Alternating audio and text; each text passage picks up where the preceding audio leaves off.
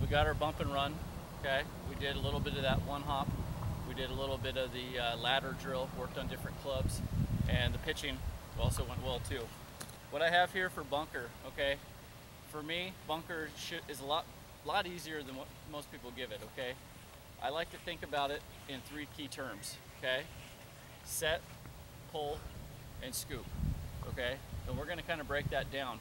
The main thing here is, as I'm getting into the green, okay, and I'm looking at my target, look, I wanna go to this near pin.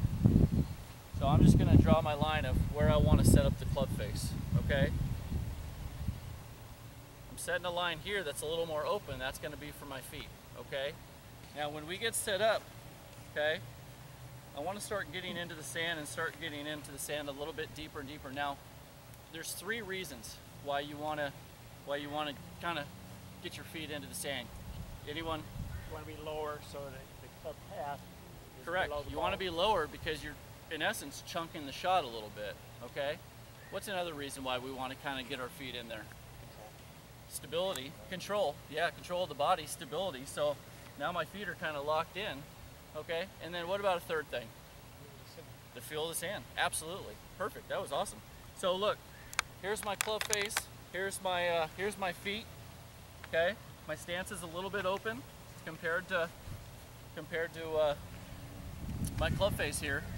Now, when I go ahead and get set up, I don't want to lead with the leading edge right here. I want to use the bounce. Okay, I always recommend a higher loft, especially on these shorter shots. So, you know, for me, I like to use my lob wedge. Okay, some people like using sand wedge, but if you have a lob wedge, I'd recommend it unless you need to go further distances. Okay. But let's go ahead and get into that set, pull, scoop, okay? When we get going, look, I'm gonna set up my club face right here. And as we get going, look, my setup's gonna be about neutral, except I'm just gonna come over and give it a little shift with the knees, so I'm almost 70-30 front knee to left knee, okay? As we get into the set, pull, scoop, the set is gonna be the backswing, okay? A lot of times on a regular golf swing, we come back, we create width, okay?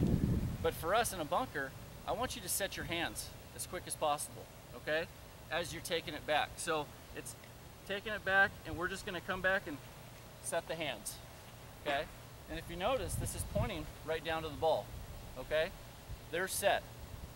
As I come down from the set position, I'm gonna take off my non-glove hand, and I'm gonna use my leading arm to pull down.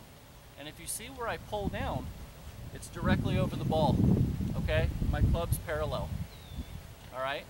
And then finally a scoop. I'm gonna switch hands so you can see how much more of this hand I use. I use none. I'm gonna go ahead and scoop up to the sky, okay? So I'm gonna set the hands, I'm gonna pull with my lead arm, and I'm gonna scoop with the back hand. The reason why a lot of people leave the shot in the bunker is because they might have the set and the pull, but you see how far that traveled? Well, look, it's the equivalent of coming in here, and because the sand doesn't travel very far. So if you want the ball to travel far, I want you to scoop the sand far, okay?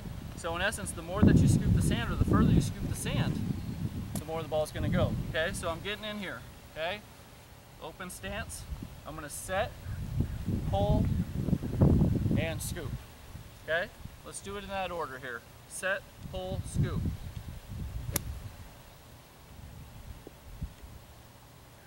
You guys hear that little click?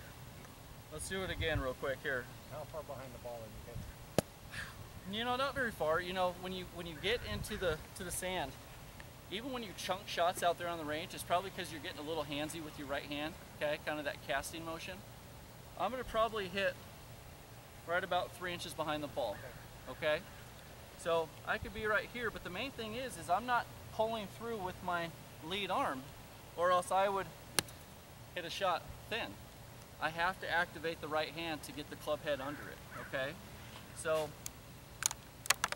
let's get one last one in here. We're gonna set the hands, we're gonna pull with the lead arm, and then we're gonna go ahead and scoop to the sky.